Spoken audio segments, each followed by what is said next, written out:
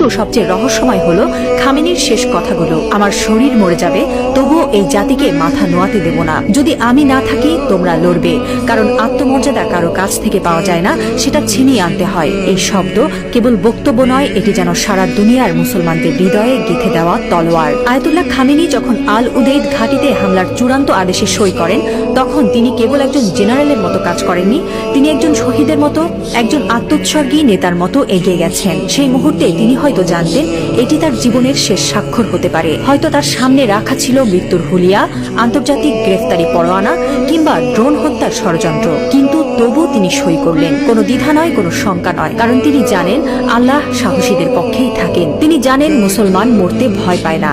যারা আল্লাহর পক্ষে থাকেন তারা জানে মৃত্যু মানেই পরাজয় নয়, বরং আত্মত্যাগী বিজয়ের শুরু। এই একজন মানুষ এখন আর কেবল ইরানের নেতা নন, তিনি হয়ে উঠছেন সারা বিশ্বের মুসলিম উম্মার প্রতীক। একজন বিশ্বাসী, একজন অটল মুজাহিদ, একজন সাহসী পিতার মতো তিনি বলছেন, আমি থাকি বা না থাকি তোমরা লড়বে। হ্যাঁ মুসলিম উম্মাহ, তোমরা মাথা নিচু করো না। লা ইলাহা ইল্লাল্লাহ, আল্লাহ ছাড়া আর কোনো ইলাহ নেই।